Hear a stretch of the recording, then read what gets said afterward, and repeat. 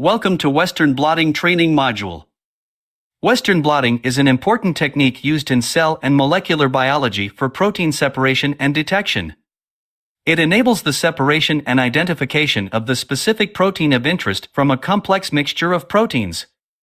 A typical Western blot technique includes the following steps: separation by size, transfer of protein to a solid support, and detecting target protein using antibodies. To separate the macromolecules in a sample, SDS page technique can be used. The first step in the SDS page procedure is sample preparation so that a loading buffer containing SDS, beta-mercaptoethanol, bromophenol, and glycerol is added to the protein samples.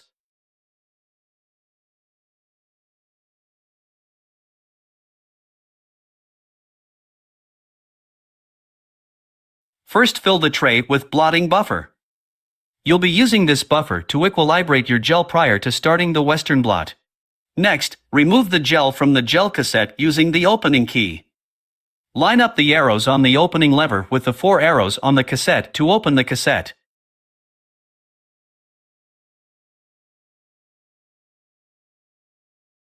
After trimming the top and bottom of the gel with a straight edge, equilibrate the gel in the tray with blotting buffer for 15 minutes on a rocking platform. In another tray, pour some blotting buffer enough to dip fiber pads.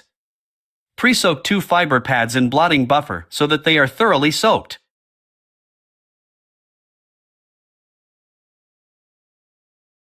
Now, we need to make a blotting sandwich.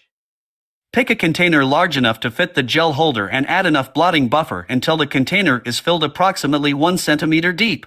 Place the gel holder cassette in the container with the black side down and immersed in the buffer, and the white side up and out of the buffer. Lay 1 fiber pad on the black plastic. Next, wet a piece of blotting paper and place it on top of the fiber pad. Be careful to avoid any bubbles between the pad and the paper and make certain the buffer covers the paper. Now, retrieve the gel from the container on the rocking platform and carefully place it squarely on top of the blotting paper. Be careful to avoid any bubbles between the gel and the blotting paper. Obtain a piece of nitrocellulose membrane and wet the membrane with blotting buffer.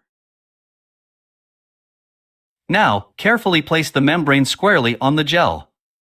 Avoid moving the membrane once placed on the gel, as protein will begin to blot immediately. Use a roller to remove any air bubbles between the gel and the membrane. Now, place a second sheet of wet blotting paper on top of the nitrocellulose membrane. Place a second wet fiber pad on top of the blotting paper. Now, fold the clear plastic side of the gel holder over the sandwich and clamp it to the black plastic side by closing the white clip. This tight fit will squeeze the sandwich together. Pick up the inner module in the electrophoresis chamber. Place the gel cassette inside the inner module such that the black side of the cassette is adjacent to the black side of the inner module. Now, place the inner module back into the electrophoresis chamber. Now, add some loading buffer to the gel cassette in the inner module.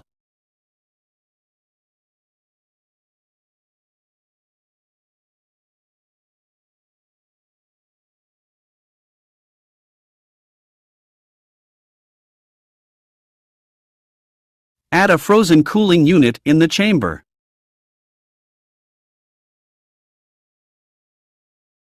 Fill the electrophoresis chamber with blotting buffer.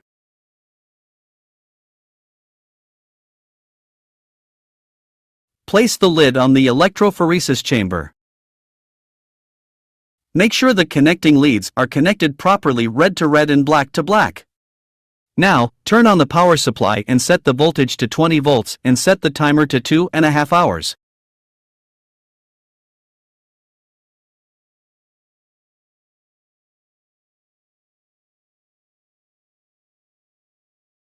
Now, turn off the power supply, disassemble the electrophoresis chamber and take the gel cassette out.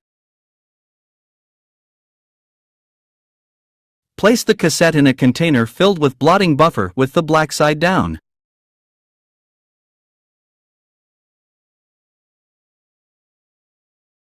Starting from the fiber pad, remove each layer until you reach the nitrocellulose membrane. As you remove the membrane, notice that the proteins have been transferred from the gel to the membrane.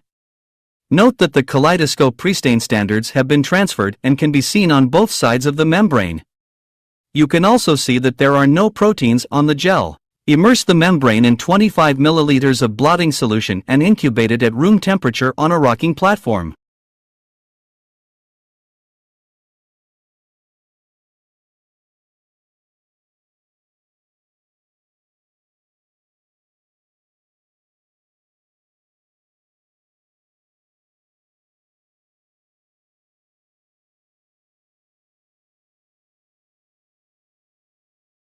Pour off the blotting solution.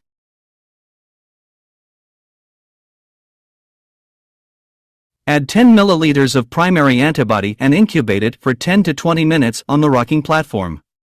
The platform should be set at a faster speed to ensure constant coverage of the membrane. Now, pour off the primary antibody.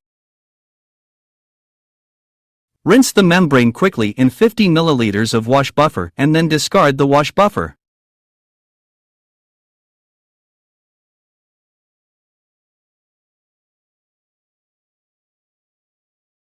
Add another 50 milliliters of wash buffer to the membrane and let it wash for 3 minutes on the rocking platform at a medium speed setting. Now, pour off the wash buffer.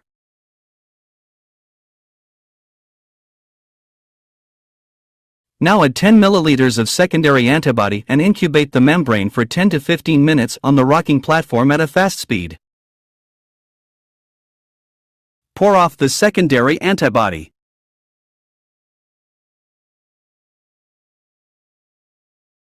Rinse the membrane quickly with 50 milliliters of wash buffer and discard the wash buffer.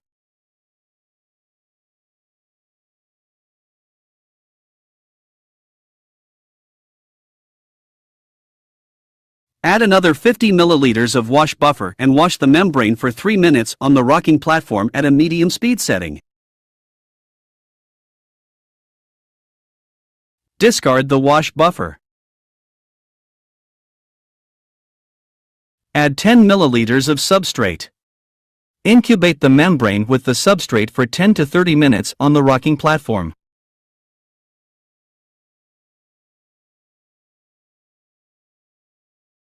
Watch for the color development. Once the color has been developed, rinse the membrane twice with distilled water and blot dry with a paper towel. Air dry for 3 to 60 minutes and then cover in plastic wrap for storage.